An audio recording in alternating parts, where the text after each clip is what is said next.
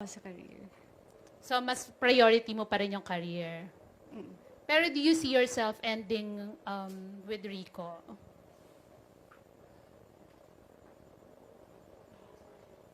Ay, yeah. Oh, but, ay, sorry. Nagiging emotional ka. Sorry. Would you like to say something?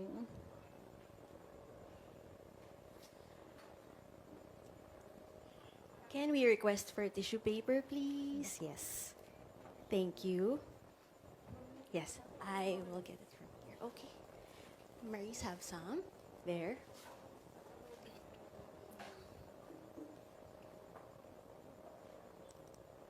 I'm so scared.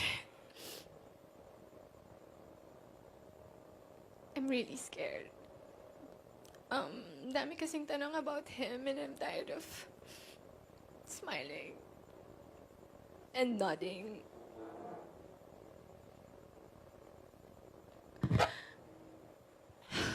I'm so scared because if I announce it, then it's real.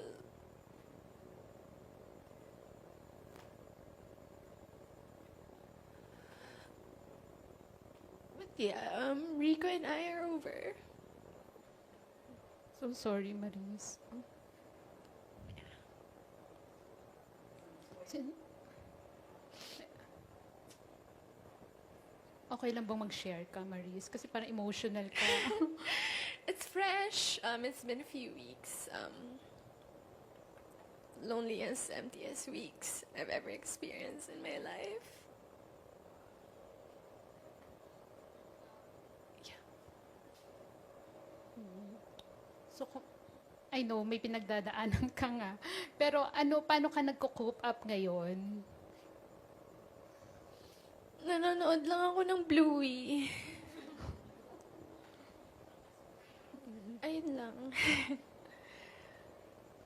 Well, walang nagtanong, but,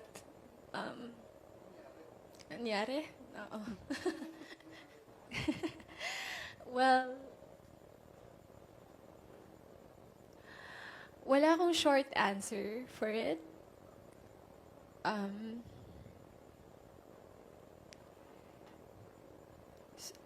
Hindi ko rin siya malabas ng isang statement lang kasi hindi ganun kadali. Hindi ganun kadali. Sobrang complicated niya na situation.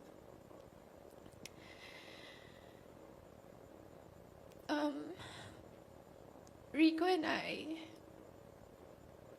our universe was so beautiful. It was so full of love, laughter, music, everything. It's spontaneity, everything. Sa 5 years namin together, we were always on the same page. Always on the same page. But I don't know what happened to me. Maybe I turned to the next page and saw a new perspective sa life. I had visions of who I want to become, how I want to evolve. I'm so curious about the world. And the truth is, I am going through changes. And alam naman natin yun, change is either good or bad. But what I hate about change is that it's inevitable. Di mo siya matatakasan. And wala ka nang ibang gawin kundi you have to face it and confront it. Because it's been in the back of my head. So yeah, I told Rico about it. I told him my problems, my issues sa buhay. And he took it like a man. He took it like a man.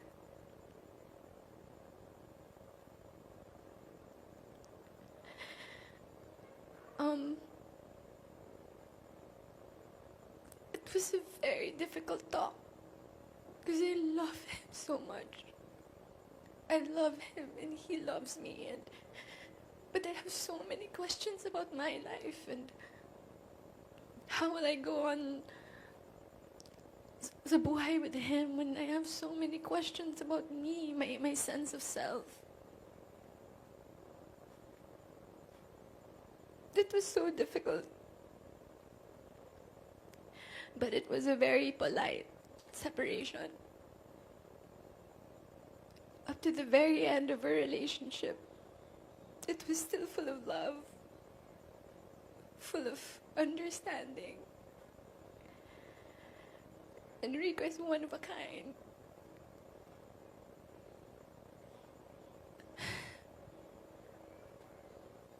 If only I could skip through my 20s, you know. But I can't. I have to face it. I have to sit with my feelings and acknowledge my changes. Ayun lang. Ako, sorry to hear that, Marie.